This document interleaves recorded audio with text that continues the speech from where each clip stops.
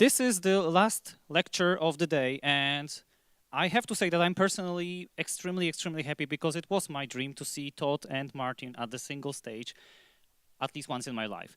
And then now it's even better because it's at a conference I'm one of the organizers of. So without anything more, Todd and Martin, thank you.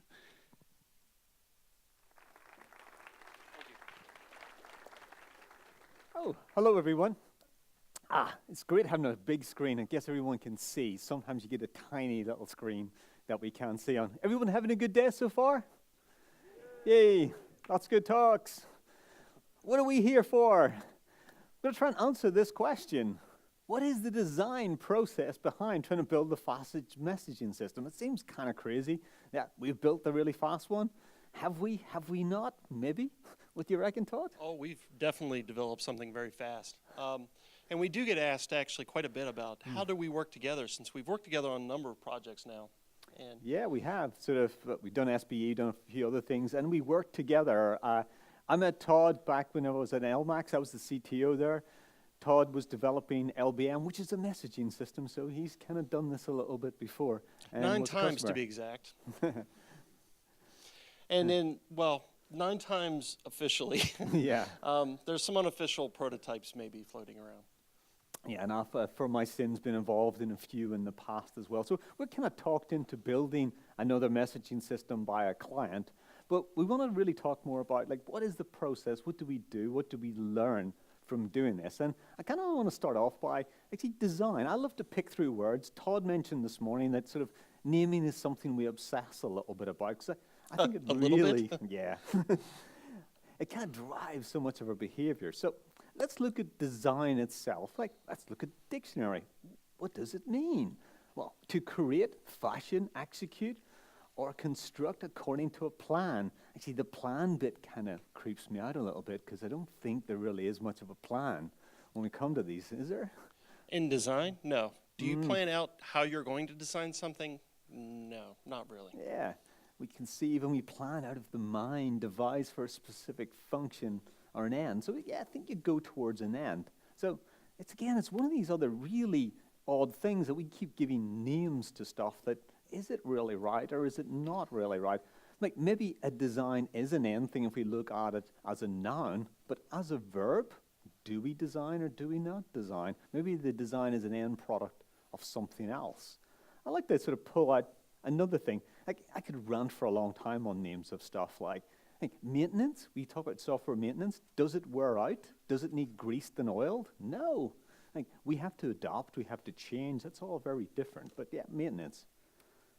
Here's a great quote about evolution, which I think is more interesting. Like, evolution is the process of continuously branching and a diversification from common trunks.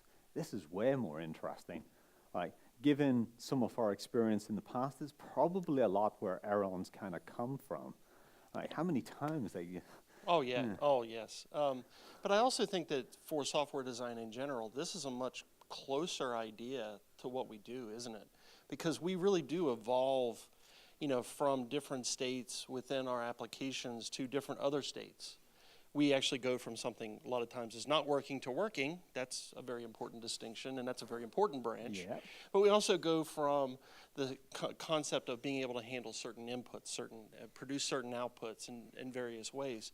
So it is a lot more like evolution than it is just purely springing something into existence. Yeah, I think definitely. And to think that you know the end answer to begin with, I think is crazy. And we'll explore that and sort of show you how we got to a little bit of where we're at. So this is kind of fundamentally based upon past experience. So Todd has worked in a number of messaging companies.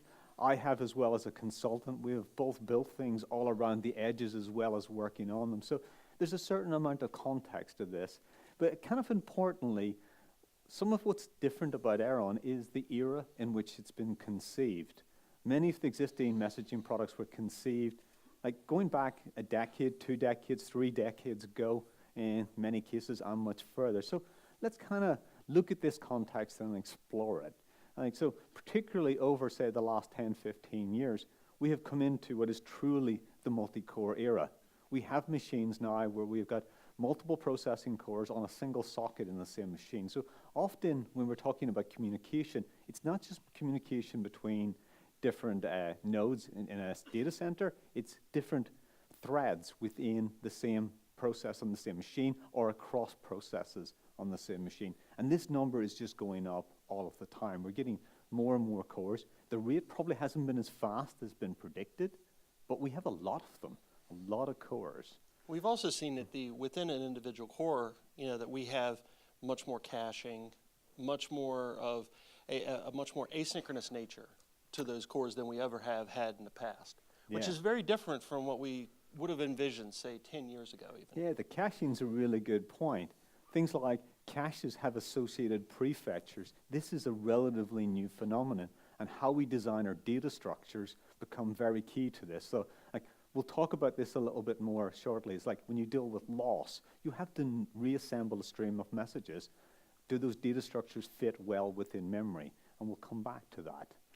But not just within a core. Within a server now these days, we tend to have multiple CPU sockets, each of those with multiple cores, multiple memory regions. So we've got a lot of distribution even within the same machine. So there's a patterns repeated. This was not the case for our common servers a while ago.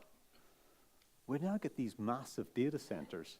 Like when I started writing software, I did it for fun, but then whenever I did it for the commercial world, I started on mainframes, and we'd have this one big computer that would sit in a parking spot with three-phase power and cooling. Now we don't have that. We have racks and racks and racks of smaller computers that are actually very powerful, but all connected together. And so we start to see this is a very common thing, and it's something we can all get access to. We can go to Amazon, Rackspace, Google, Microsoft. Lots of providers out there will give us access to this. And it kind of goes further. Yep. It now is a distributed problem. It is really that, as we originally thought, that the way that things are going to scale is multi-CPU, multi-node, multi-machine, multi-data center.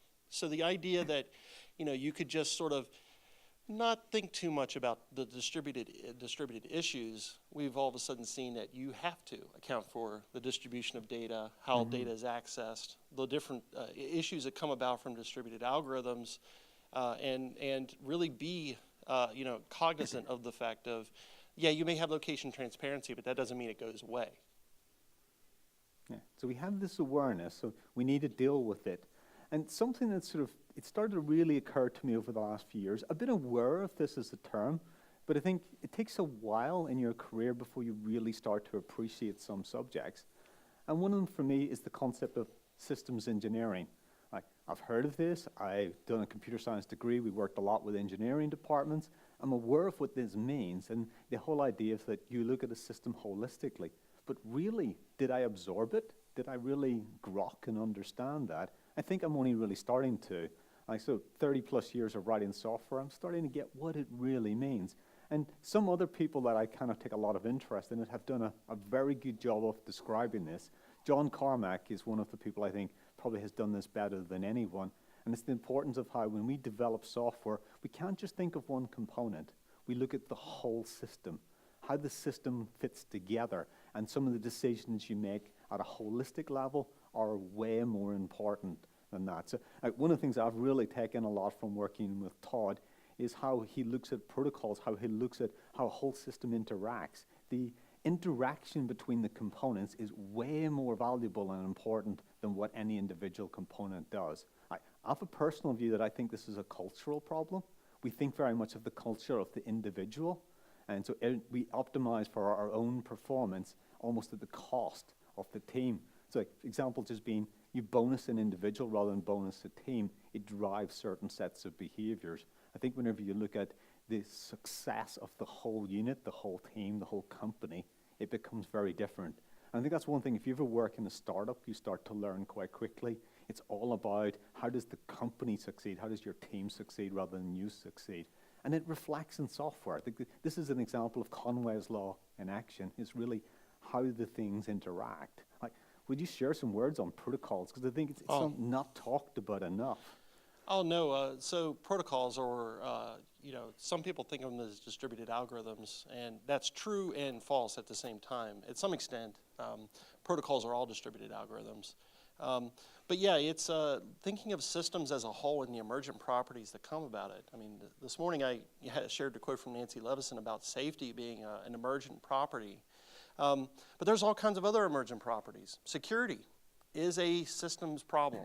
A lot of times it can be reflected into components, but honestly, think about it. A lot of times systems can be subverted at security can be subverted at a systems level as opposed to a component level.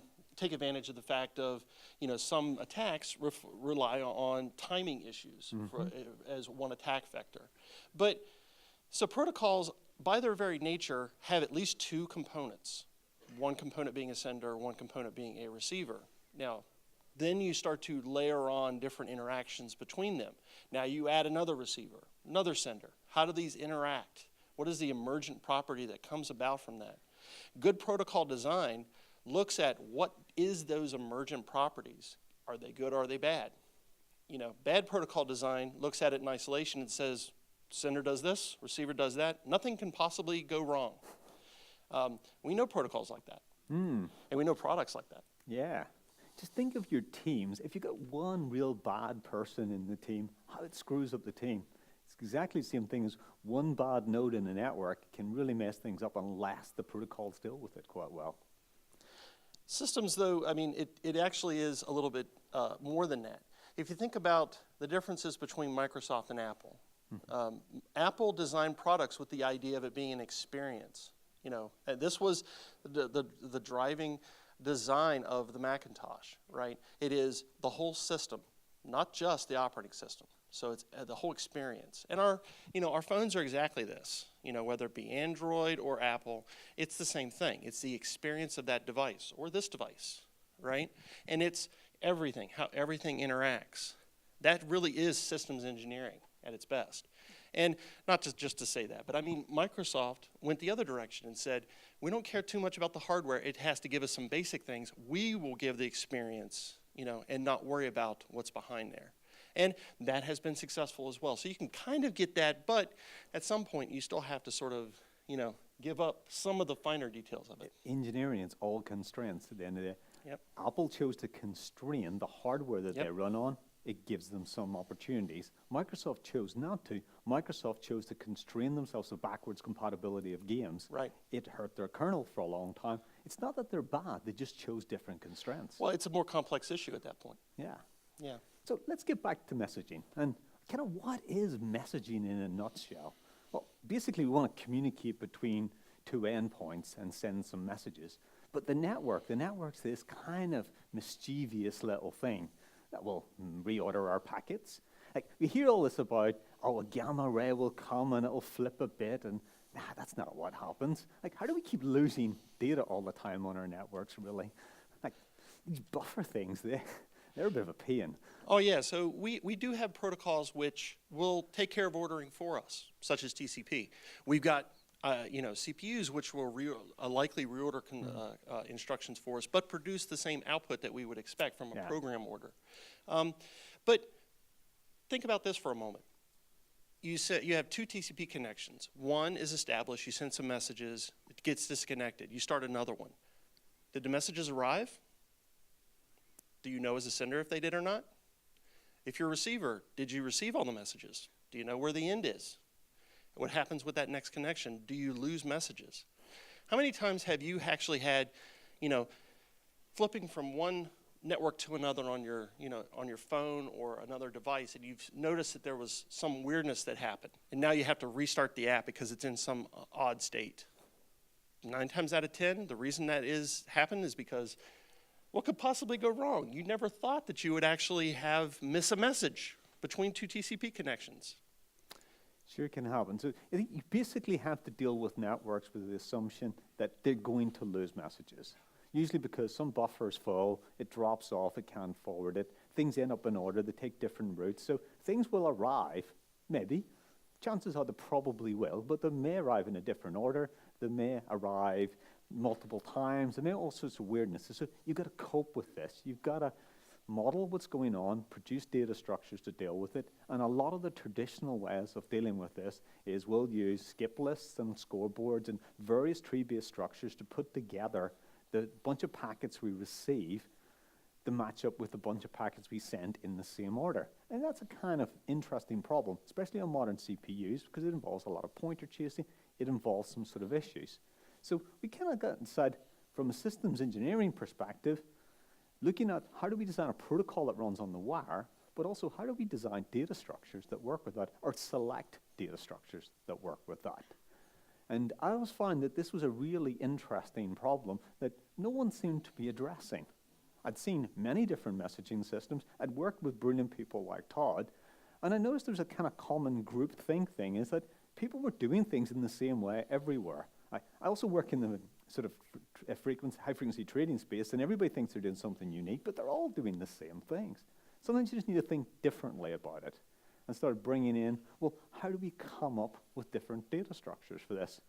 So I had a bit of fun trying to convince Todd that we should do some different data structures to do this than what has typically been done before. Good thing is he would actually listen and evaluate it. You can only do something about 8 or 9 times before you get a little tired of it. and you're at some point you kind of know, the shortcomings of an approach, but you know exactly how to implement it. And you've done it a number of times, so you know where the dragons lie. And you've almost convinced yourself there's no better way to do something until someone says, why don't we give this a shot? And you think to yourself, yeah, why don't we? It's an interesting approach. Let's go ahead and give it a try. Yeah. And in our case, that's really what happened. So a little bit of so I come from, I'm a data structures guy by background. It's been my sort of passion. And I looked at the problem and thought, I would come at this a little bit differently. And so I probably injected new ways of thinking. Todd brought loads of experience of things I hadn't considered. And we kind of come together with an interesting protocol and set of data structures that matched it. But there's some kind of fundamentals with networking because we want to deal with some certain issues.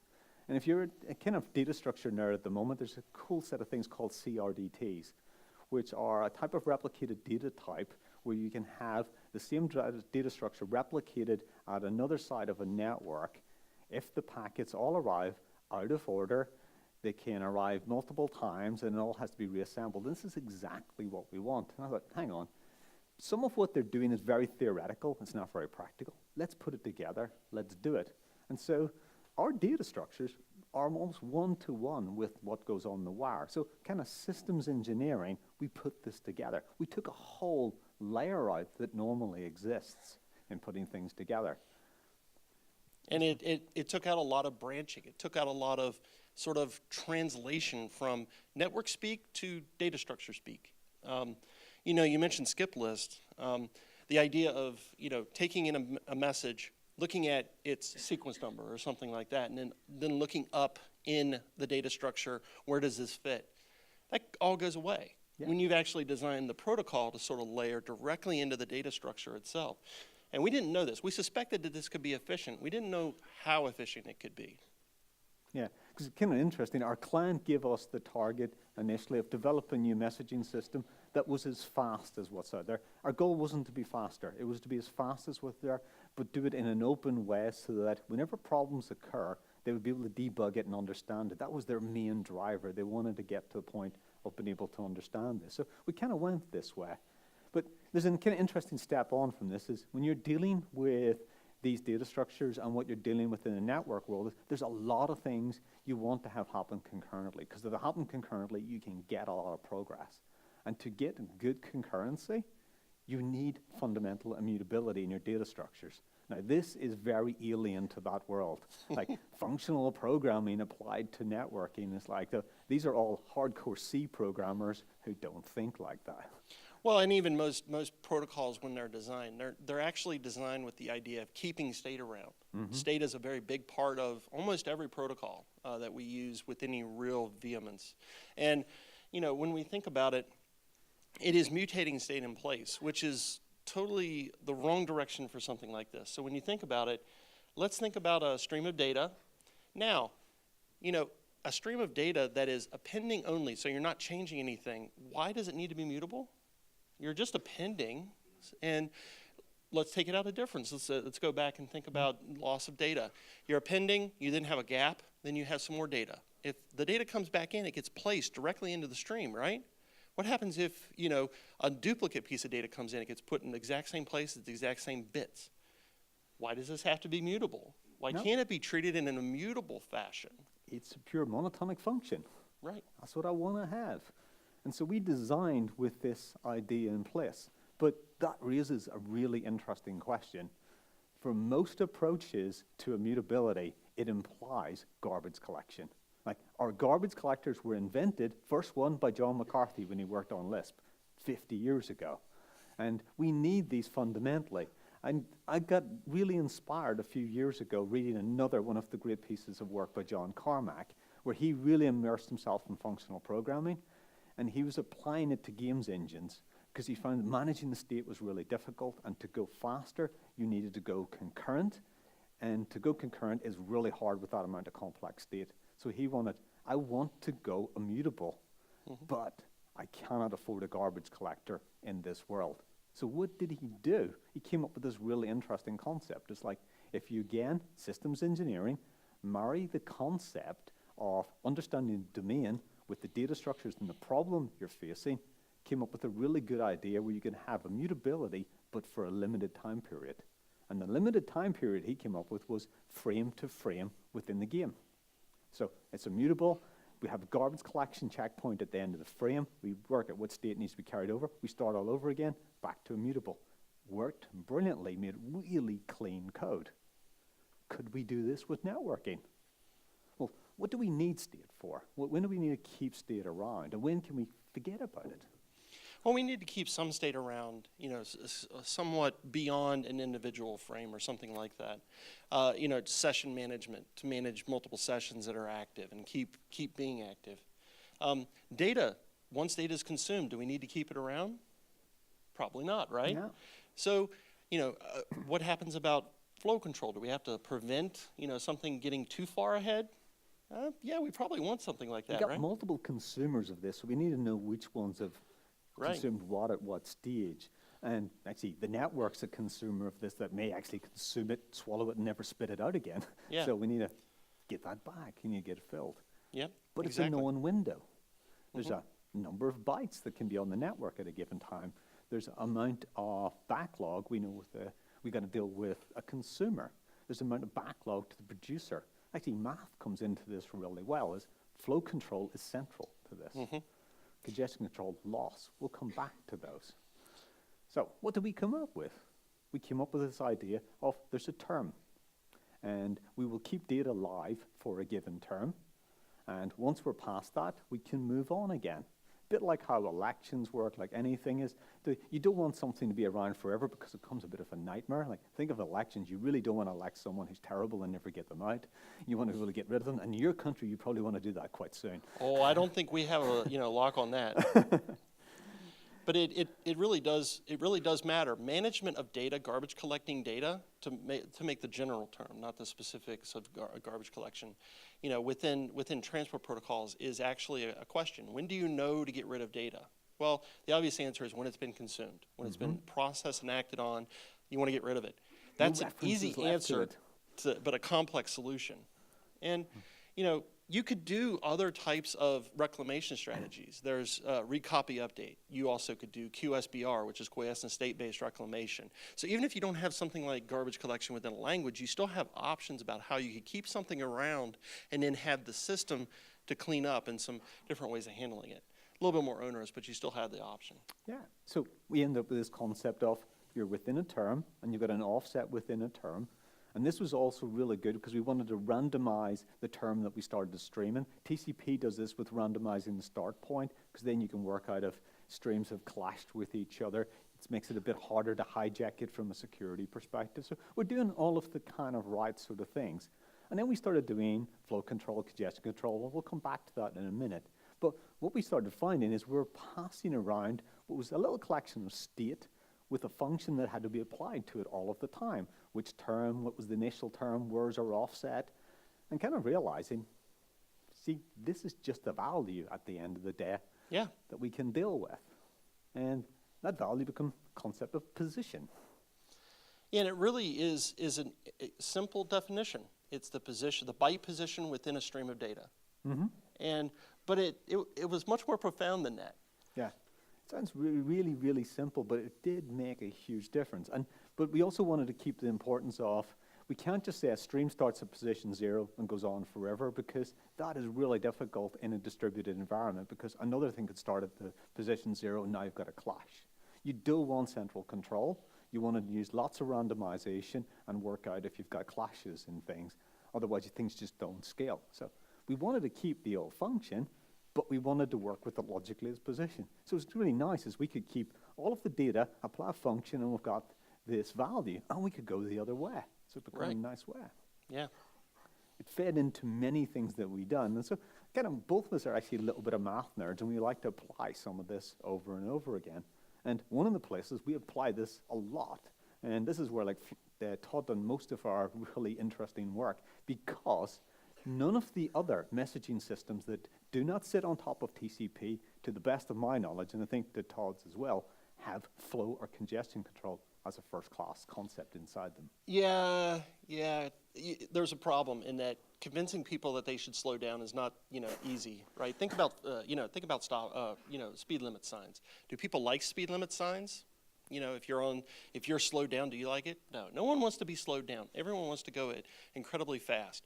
And that is definitely true of all traders and exchange runners. They don't want to be slowed down. So our instincts for mathematics are so wrong. We're just wired with the wrong instincts around this. It's like we're on the motorway or the highway, and the lights go from 100 to 60, and we're like, oh, why are they doing that? But it's because we actually flow better. We hate it, we don't want to do it, but it's actually better for us. It's systems engineering. Yeah. It comes back to the system can be more stable if you slow down. Yeah. And so the mechanism is we have to have something which prevents a publisher from overrunning too far. Yep, we have to do that. If anybody here is old enough to remember using the internet in the 1980s, I was. It was a disaster. It didn't work. It worked for a while and it went badly wrong. It's because all the computer science nerds come up with this and they didn't listen to enough of the physics nerds. So what happened about 1985, 1986, which, is another year, kind of rings that same bell, is a guy named Van Jacobson, who worked at Lawrence Livermore Labs, came about, and he was really, or Lawrence Berkeley Labs, he was really tired of the fact that when he came in the morning and he went to access his email, it was slow. And he'd have to sit there for minutes waiting for things to happen. And he started digging into this. Being a physicist, he was kind of, very interested in it. And he started to look at what was happening. And what he noticed was, really bad behavior, that TCP itself, which was underlying what he was using, was just trampling on itself. And multiple connections were not competing in any sort of meaningful way. They were just blasting stuff around, causing even more loss. So he started to look at it, from a systems engineering perspective. From a physics perspective, he started to experiment. He came up with seminal work in congestion control that is around congestion avoidance. It has nothing to do with, we've had, bad loss, now we're going to, to go to react. It has part of that, but its term is congestion avoidance because you want to avoid congesting the network. So congestion avoidance, congestion control was born. Now, it did mean that certain things that worked really, really well for TCP started to not function as well because it's inherently saying, slow down. The network can't handle everyone talking at once now. So, he hit on the essence, and it got refined over a set of years. So in 1989-90, we would not be standing here and talking about the internet if Van Jacobson hadn't said, you know what, I just can't get to my email, and this is really bad.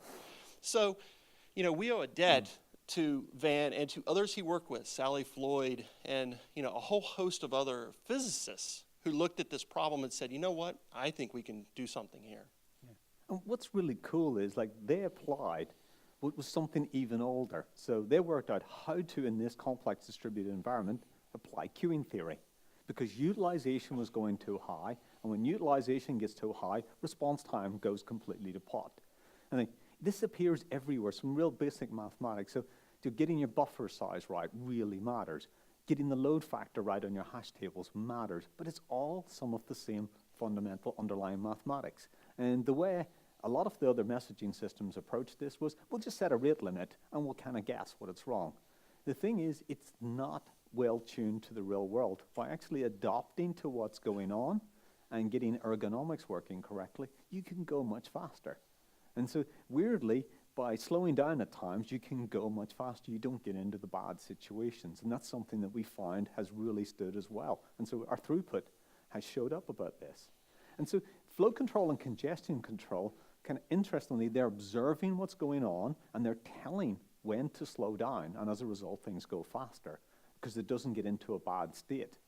And to achieve this observability and do this concurrently, we added the concept of having position counters through everything that we did. And we put these all in a memory map file that can be read. And so we've got different processes are all dealing with this. This was great for like flow control, congestion control, the publishers, subscribers. Everything's all working off that.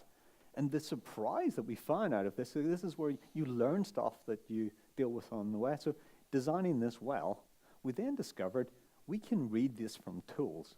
And the value it has for debuggability is just incredible. Oh yeah, we've come up with issues that we have used nothing but the observability that we have from counters and position, to debug what must have happened. And it gives you a very, very direct picture of what is happening within all the components that are going from a publication to a subscription. And it gives you a very clear picture of everything. It's one of the most observable things I've ever seen. And that's even, I've seen a lot of logging systems that, are putting out a lot of data. Maybe not that useful data, but they've been putting out a lot of data. Logging is something which we kind of lean on as a crutch. Mm-hmm. We sort of log different pieces of information. What's better? Something which is actually observing and can provide you with a snapshot of internal state and the differences between the snapshots. Much more valuable. Yeah, real telemetry. Yeah, so we still have a little bit of logging that we can do, although it's injected after the fact, in both the C and Java ways. Yeah. But, this is much more observable, much more actionable types of debugging information than logging itself. Yeah, I never thought of this going into it, and it's something that I really discovered as part of the process. And other systems I've now been working on, I've been building these things in, and it makes life so much better. It's something that I recommend to most people when they're starting any new systems. Build telemetry in as a first-class concern. You will really benefit from it longer term. We often add these things later, and it is the qualities of a system. It's like you can't add security easily. You can't add performance easily. You certainly can't add observability and telemetry easily after. If you design it in, it makes it so much better. So that's some of the theory. You probably want to get into some of the more interesting technical bits and some of what we kind of discovered on this. And it's kind of rooted fundamentally in two things. It's like, I'm a big believer in mechanical sympathy. Like, just use the whole stack with some sympathy, but also understanding some of the mathematics behind what's going on. There's some fundamentals around queuing theory, around some of the algorithms to how we interact. So things like people will have heard of Amdahl's law, universal scalability law is really important in this. And if you want to think about the difference, so Amdahl's law is all about what is the part of something that's got contention. Universal scalability takes that further, and it adds in the concept of coherence. People may think, oh, well, what's that really mean? There's a simpler way of thinking about it. It is the time to reach agreement. And if you think about it in a work sense, it's like getting something done in a team. There's a bit of work will be shared. There's also an amount of time to reach agreement. And that is a really fundamental part of the design and getting it right. We need to be able to do that well. Yeah, and you can also think of it this way. Imagine you have a lock around a critical section of code, right? And so you're going to, Amdahl's law basically states that there is going to be a speed up, a maximum speed up that you can have because of that critical section.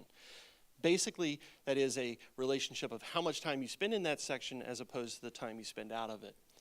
But what USL is really saying is that beyond that, the cost of that critical section getting into it and basically everyone agreeing about that is an additional part.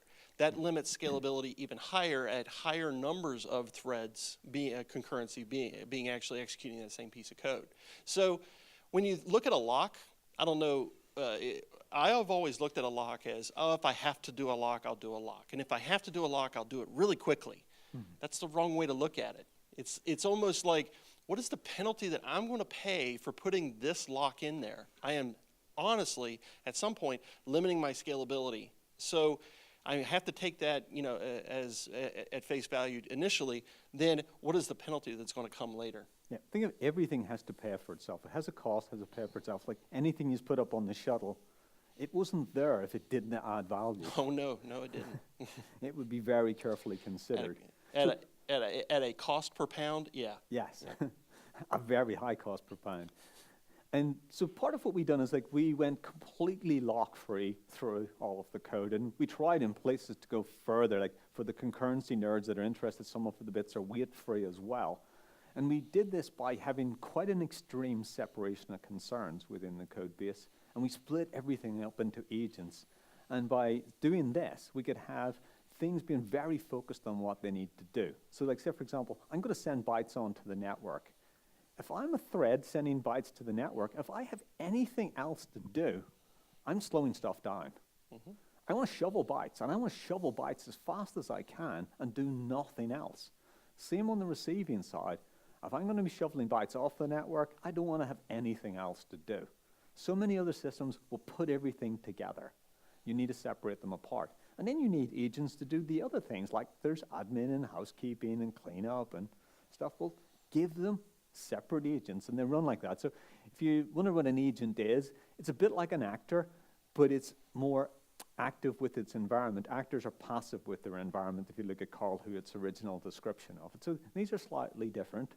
But the cool thing is, we run them, and they run on a duty cycle. So they do a number of different things of work, and they go around and do it again. They're fundamentally non-blocking. They're asynchronous in how they work, and they just follow a duty cycle. And so they just do, like, have I any inputs to deal with? Okay, I'll process those. Have any admin actions to do? I'll process that. Have I anything to send out? Yeah, I'll do that. I'll process that. And then they just go around and repeat. It's a very simple mechanism.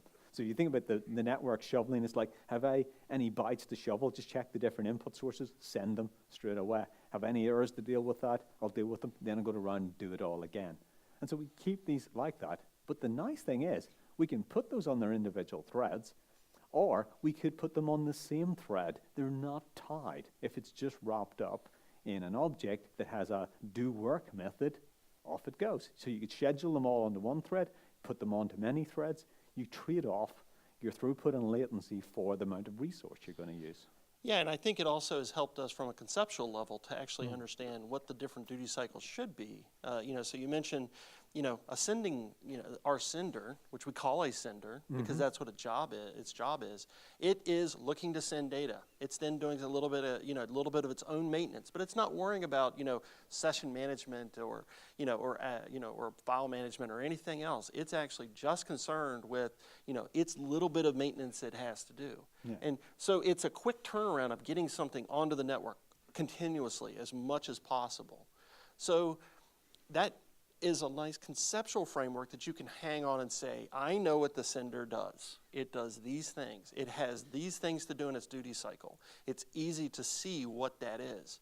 Now, does it compose well with, the receiver or the conductor, which is doing most of the housekeeping? Absolutely, because you can compose them to say, let the sender do its work. Now let the receiver do its work.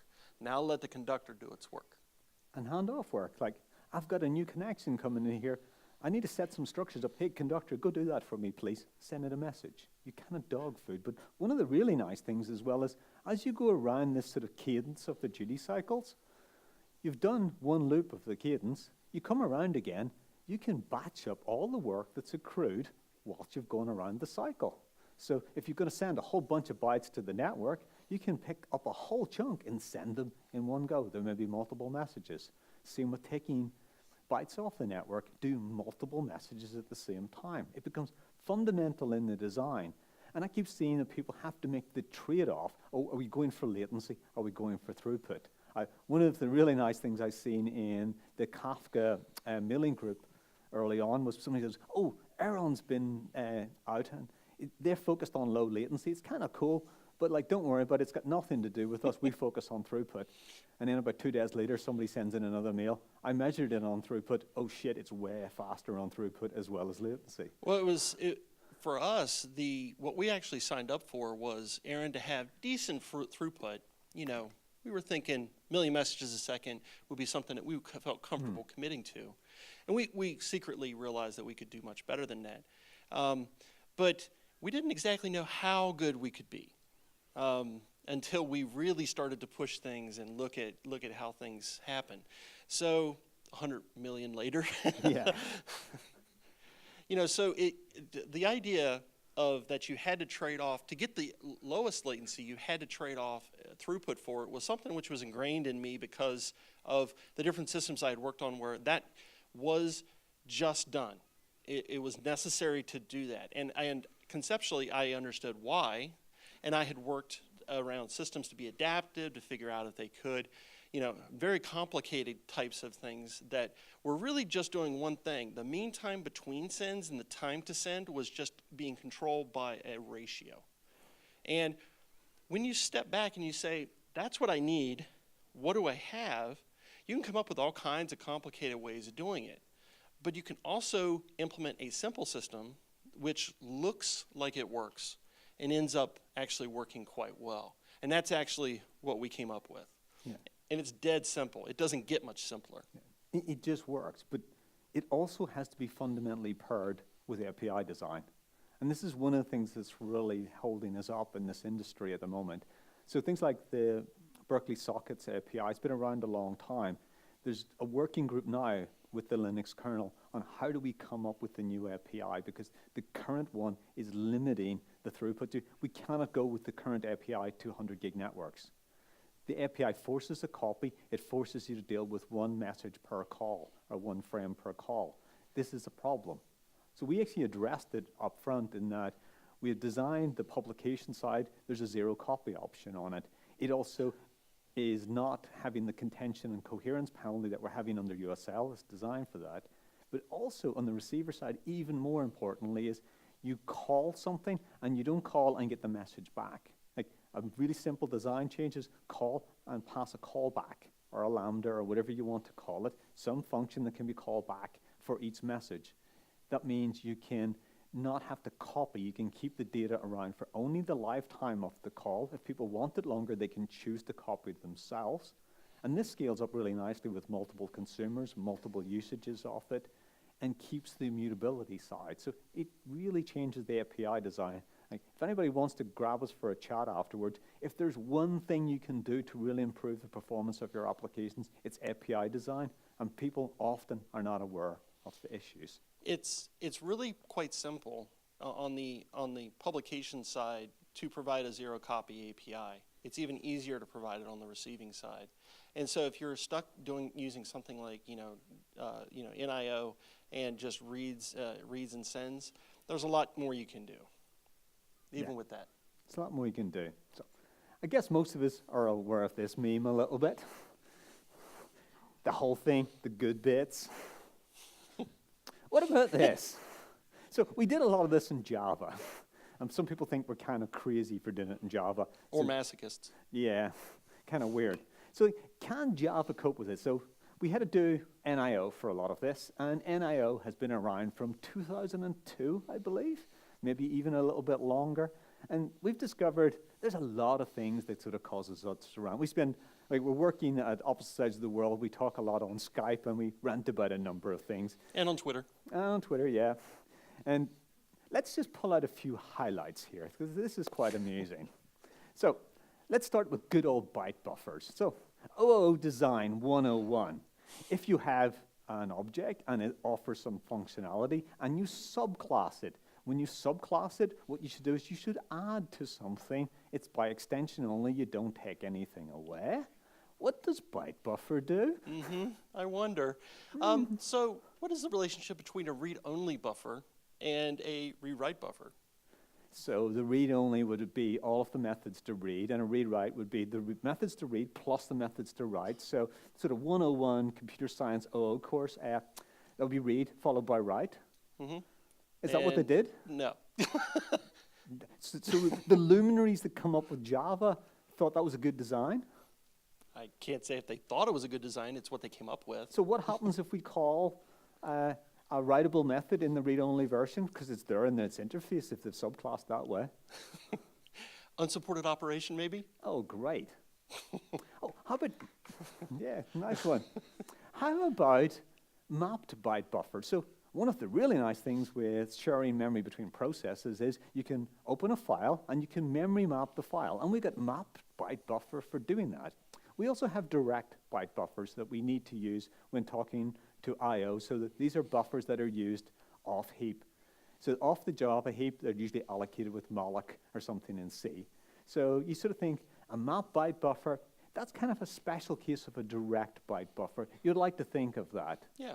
Yeah, you would sort of think of that. Guess which way around that inheritance hierarchy is.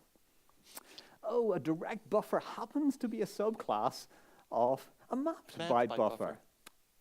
Oh, fail. Yeah. Particularly, imagine like map byte buffer's got a method called force, which forces the data to disk. If you call that on a direct byte buffer, will that work? No. Or the fact that the API is terrible, it's not thread safe, we can't use it. So we often have to duplicate and generate garbage by duplicating byte buffers, pass them around to another thread. So if I set up my byte buffer, I'm working mostly on x86, so I set it to little Indian, and I set my offset now, my limit and my position, I duplicate it, and I hand it off to another thread. Now that other thread will get the duplicate with its position and limit and all set. Guess what happens to the byte order? It's a duplicate of the first one, isn't it? Well, everything's big Indian, isn't it? So I'll just change it to Big Indian and I'll tell you. Yeah. Okay, yeah, that fine. sounds great. Great. Byte buffer, we could go on for a long time. Yeah, we don't even want to get into position and limit itself. Yeah. Yeah. And flip. Yeah. Locks, this is a really good one. So most of our channels, someone actually sat down and thought about when we use sockets or we use files and stuff, we tend to have read and write done by separate threads. That's usually a nice separation of concerns in the design. So they did that. They created a read lock and they created a write lock inside our datagram channel or our TCP socket channel for that. So that would be kind of great. But you run your code and you realize there's this huge contention penalty with lots of locks. And you kind of go, hang on. There's a read lock and a write lock. We're not using them across separate threads. What's going on in here? Profile, whoa, lots of lock contention. Where's this lock coming from? And you dig in and you find out there's a third lock. The third lock is called the state lock. And the state lock is taken out on every method and calls isOpen. Yeah, and just think about that. You went to the trouble of actually making a read lock, making a write lock, putting all that in there, and then you just kind of collapsed all of it because everything goes through another lock. Joy. Well, You know, but it can get even worse. I mean, it's gotten a little bit with Java 9, but with Java 8, we had one big global lock for allocate direct. Hey. And if it failed, we actually called GC 3 times. and then slept for 300 milliseconds and seeing if it was any better. Yeah. Will I sacrifice chicken as well and see if it gets any better afterwards? No, so there, I mean, you know, we're going to bash on NIO a little bit more, but we look at it as there are better ways of doing some of this. And, you know, locks are one of the areas. Actually, selectors also have their own locks too. Yeah, selectors have their own locks. And if you go to select on a number of sockets, you can't do the good old design of, I'd like to select, here's my filter, and please call me back if there's anything that's worth dealing with it. No, you get an iterator back. Well, actually, you get a set back, and then you iterate over the set, and the whole thing's locked for doing that. So we get huge amounts of garbage. So busy polling a selector to see if you've got data, you just find out the garbage collector's going nuts because it's allocating these sets over and over and over again and allocating locks to go with them. So we're dealing with all of this. So how do we get around that? Oh, we use reflection. We put our dirty hands inside there, rip out, you know, the things that we don't want to use, put in the things that we do want to use, and just sort of then hope security manager doesn't come along. Yeah. So a little bit about how we got a little bit faster is we did some naughty things that we probably get. But we're not the only ones doing these naughty things. Nettie's doing it too. Maybe somebody is telling the world of NIO that it needs to get better. And one of my favorites is this one. Oh, yeah. Send a buffer to a remote address. This is how you're taught to program with UDPs. You have one UDP socket and you just send packets because it's not a connection-oriented protocol, and we just give the address you want those packets to go to. And if you come across from C, that's a perfectly reasonable way to program. And then you write some Java code and you do this and you profile, and you're so much slower than C. So much slower, you kind of, what has happened? What is going on? Like, I know Java's a little bit slower than C. What's going on? And this is where you run the profiler and you discover what's going on. So what fun do we have in there? Well, we have this thing called a security manager, and the security manager wants to make sure that we don't send any naughty packets to places that we shouldn't be sending them, because that would be bad. You know, our networks can't handle bad messages. Or anyway, the security manager is looking at every single address, and its job to provide the information it needs to do a reverse DNS lookup. It may cache that result and refeed it back, but what does that mean? Now it just has to look it up in its own local cache. Yeah, but like, so I'm going to send this, and I want to send messages at the rate of like a few million a second, so I'm sending out loads of packets, and you're going to call to this. Okay, I'll accept the argument for security manager. It's absolutely fine. But does it have to call out to DNS on every packet? Can it not just please remember? Is this memory so short term? It can't even remember where I've just sent it to? We have 15 years of NIO, and we still haven't realized that there is something called async DNS or non-blocking DNS that we could have leveraged somewhere. So every time that you actually do a resolution, you actually block. And some of that is actually done in the C API, and some of it actually is just within NIO itself. Yeah. So the nanny state has told us there's lots of things we can't have inside NIO. But the thing is, like, there's loads of good stuff available in our modern operating systems. So one of the things we're able to do with the C driver is we can get at send M message and receive M message, which will let us send multiple messages at the same time and receive multiple messages in the same call, because the system call is a big individual cost. Crossing that boundary into the kernel to get stuff and come back out again. The natural thing to batch is, if I'm going in there and you've got 10, give me all 10. Don't give me one and I'm going to go back in another 9 times. It makes a huge difference. But we also have other things. Send in message and receive in message, Linux specific, even Linux version specific, even glibc specific in some cases, as we found out. And there are tremendous advantages. I mean, it's only a 50% increase with throughput. Yeah. So now we can saturate a 10 gig network a little bit easier. But 25, or sorry, 40, 40 gig, yeah. 100. You know, but we also have things like ePOL. You know, it's only been around for God knows how long, and you know, it hasn't really been supported, you know, within NIO. But we also have other types of event notification systems, asynchronous calls, you know, different things like KQ and others that allow us to really scale to large numbers of file descriptors. None of that we have access to in Java or in the JVM. It's cool. We're kind of running along here a bit, so we'll speed up a little and just kind of wrap up with some of the stuff around our working practices. And like, so some of what we have taken out of this is, like, as you go into any of these sorts of systems, like, even though we've been there multiple times before, the whole idea is you have to be prepared to experiment and learn. Like, to go in and think you know all of the answers, this whole thing about upfront design will get it all right, it just doesn't happen. We have to be prepared to experiment and learn. And a big important part of that is about being open to ideas. Like, having an open mindset when you're dealing with people, I think, makes a huge difference. Like, I think we've got a nice working relationship where we work with each other with that. There's other people's been involved in the team, and it's happened really quite nicely. But I think one of the biggest impacts of this has been the fact that we've done it in open source. And interactions we get by doing this open source is just so valuable. It just changes the world around. You make little mistakes, people pick up on them, give great ideas. They allow us to do what I think is a hugely important thing, which is to revisit and refine when we go. Like, we keep going back, we keep rewriting code, and I think that's a really important thing. And I think that I've done this for a while, and it's like the first time I did it with Todd, was like, he writes some code, and I go in and I'll rewrite it as a review. it should be a normal thing. It's like, we have pride in ideas. I love the points Todd was making this morning about we gotta have pride in what we do, but we also shouldn't get precious about code. Being precious about code is really, really dangerous. Yeah, it is. It's, the code that you write is an ephemeral thing. It's going to live for some period of time. Sometimes it may only live for a few hours. I never take any editing that you do of my code as anything other than that stuff I don't have to do now. Refinement. I'm going to go back and look at something 6 months later and go, now that I know what I know, I probably could do this a little differently. And yeah, that simplifies some things. And a lot of times when we revisited to add features, we've actually taken away code, which is an interesting thing of we've simplified because now our model of it changed a little bit. To provide some new feature, all of a sudden you're actually reducing the amount of code. Yeah.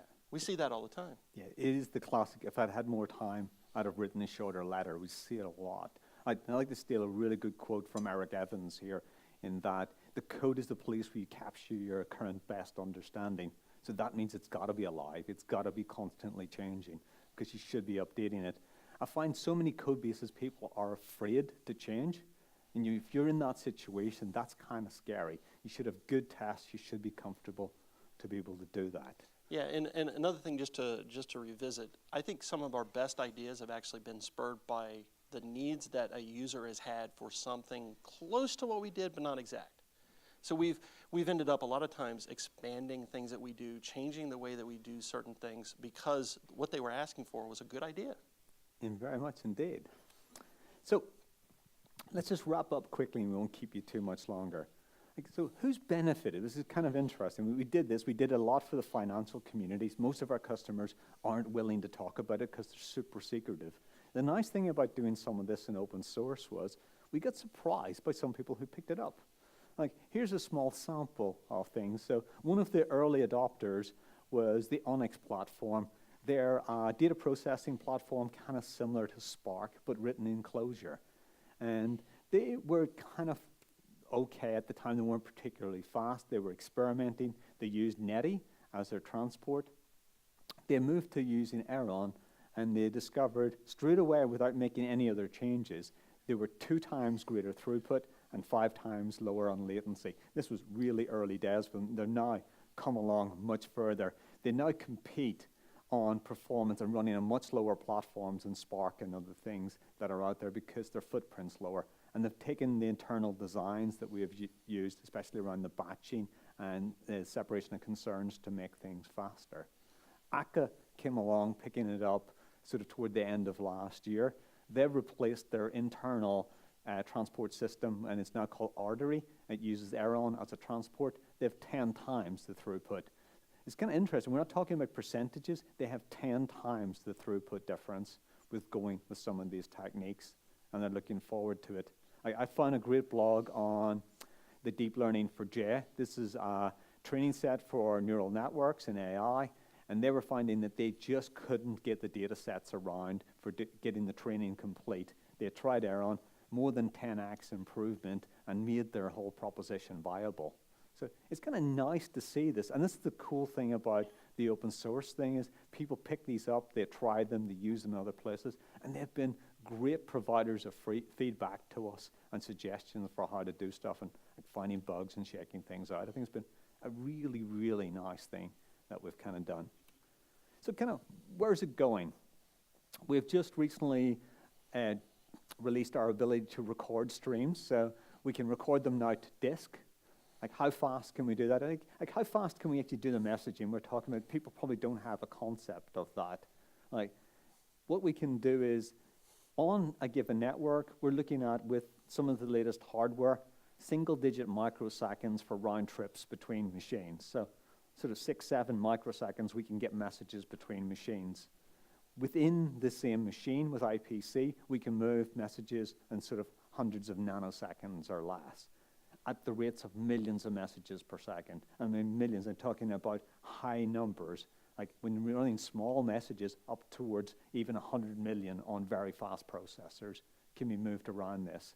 Like, that is way different to some of what's been there before. And small messages are a real serious stress test. And big messages aren't much different. We've seen people run Google RPC against Aeron and trying to shift like 100 megabytes of data, Aeron moves the same data 211 times quicker than Google RPC between two machines. So it's quite a difference in the performance. We want to take some of this thinking forward, add clustering, which is going to be coming out later this year, and then maybe security later on after that. So kind of cool stuff. But one thing just to think about here in leaving, when you think about systems engineering and putting it together, the one thing I keep finding when people put together software that keeps biting us, and that is we get too obsessed with layering and putting things on top of each other. And we end up with all of this craziness that's sort of going on. And we've got to strip out the layers and think about how do we do this at a simpler level. And if we do make it simpler with more understanding, really good things can happen. And on that, I'll thank you very much.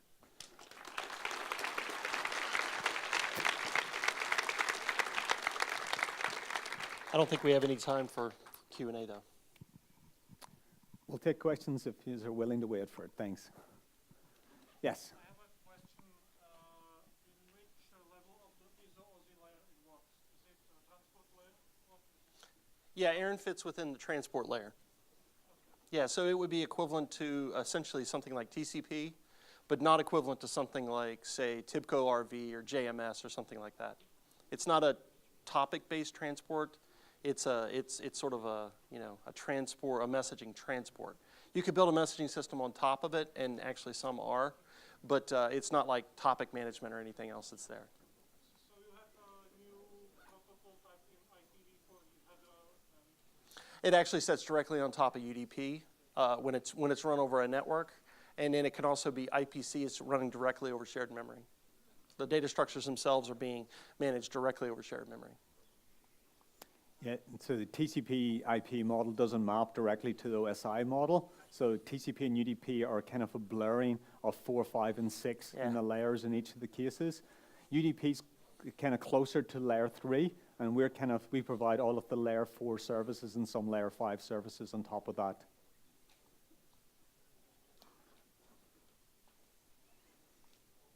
Cool. Thank you very much. Oh, got another one. One question. How does the congestion avoidance compare to TCP? Because the TCP is quite aggressive when there is a congestion. For example, it's a huge problem on Wi-Fi or wireless network. When you have a packet loss, it drastically reduces the window and the speed. Yeah, so what we actually do it slightly differently. Congestion avoidance, the congestion control is actually done on the same window that you would have for flow control. So flow control has a normal window like you would think from TCP. But instead of congestion control being done as a separate window, like a congestion control window, which would be TCP's model, we actually allow the receiver to advertise and change its window that it's advertising. So you couldn't do this with something like TCP because of certain rules that the window has. But when you come at it from a fresh perspective with a few other pieces attached to it, you can manage it just by managing the window.